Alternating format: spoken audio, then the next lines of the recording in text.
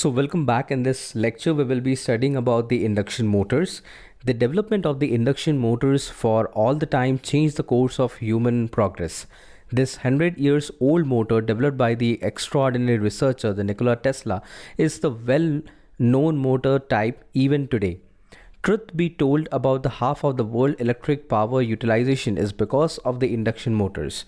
We should get into the operations of the induction motors, or all the more explicitly into the Nikola Tesla's brilliant intelligence. The induction motor has two principal parts, the stator and the rotor. Now, the stator is fundamentally a three loop winding, and a three stage AC power input is given to it. The twisting goes through the opening of the stator, which are made by stacking slight profoundly penetratable steel overlays inside a steel or cast iron casing. At the point when the three stage current goes through the winding, something intriguing occurs.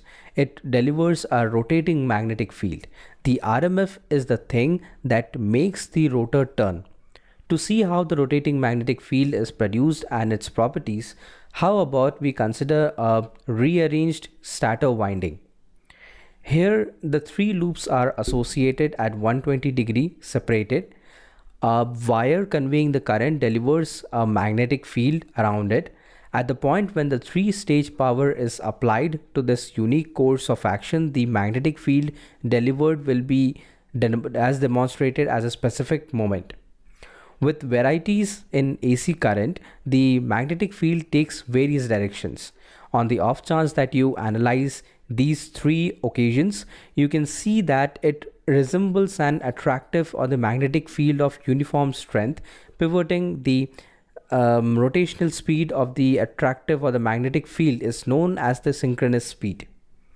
Except that you are putting a closed conductor inside it, as indicated by the Faraday's law, in light of the fact that the magnetic field is changing, an EMF will be initiated on the coil. The EMF will deliver a current inside the coil along these lines. The circumstance will become like a current conveying circle arranged in the magnetic field. As per the Lorentz force law, an electromagnetic electromagnetic force will be delivered on the circle, and the circle will begin to turn. A similar wonder happens inside the induction motors also. Here, rather than a basic circle, something very much like a squirrel cage is utilized. The three-phase AC current going through the stator creates a turning magnetic the rotational magnetic field.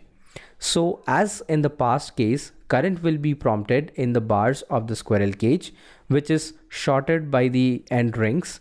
So, the rotor will begin to turn. That is the reason the engine is called as induction motor. The power is actuated on the rotor with assistance of the electromagnetic induction as opposed to the coordinate association. To help such electromagnetic induction, protected iron center lamina are stuffed inside the rotor. Such little size of iron ensures the eddy current losses are least. You can see that the induction motor has a major bit of a leeway. It is intrinsically self-beginning. As you can see, both the magnetic field and the rotor are pivoting. In any case, that what speed will the rotor turn? To get the response to these inquiries, how about we think about the various cases? Consider a situation where the rotor speed is equivalent to that of the magnetic field. Because of the way that both are turning at a similar speed, the magnetic field won't ever cut the circle. In this manner, there won't be any induced EMF and current. This means the zero power on the rotor, or zero force on the rotor bar, and the rotor will bit by bit back off. As it hinders, the magnetic field will cut the rotor circle, so the induced current and force will rise once more, and the rotor will at that point accelerate. In short, the rotor won't ever have the option to get to the speed of the attractive or the magnetic field. It pivots at a particular speed, which is marginally not exactly the synchronous speed, but the distinction between the synchronous and the rotor speed is known as the slip. Presently, we should comprehend why the induction motors rule both the mechanical and the home ground universes. You can take note of that induction motors don't need a permanent magnets.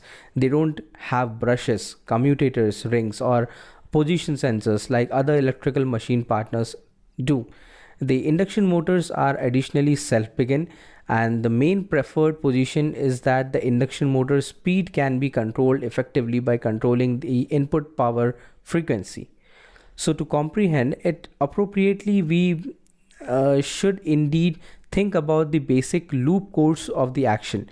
We discovered that turning magnetic field or the rotating magnetic field is created because of the three-phase input power, and it is very evident that the speed of the RMF is corresponding to the frequency of the input power. Since the rotor consistently attempts to find the RMF, the rotor speed is likewise corresponding to the frequency of the AC power. In this manner, by utilizing a variable frequency drive, one can handle the speed of the induction motor without any problem. The property of the induction motor settles on them, an appealing discussion for lifts, cranes, and even the electric vehicles. Now, because of the fast bands of the induction motors, as you can see in the figure, the electric vehicles are able to run with a solitary or speed transmission or single speed transmission. Another fascinating property of the induction motor is that when the rotor is moved by a prime mover, it can likewise act like a generator in the case of regenerative brakings. For this situation, you need to ensure that the RMF speed is in any case not exactly the rotor speed.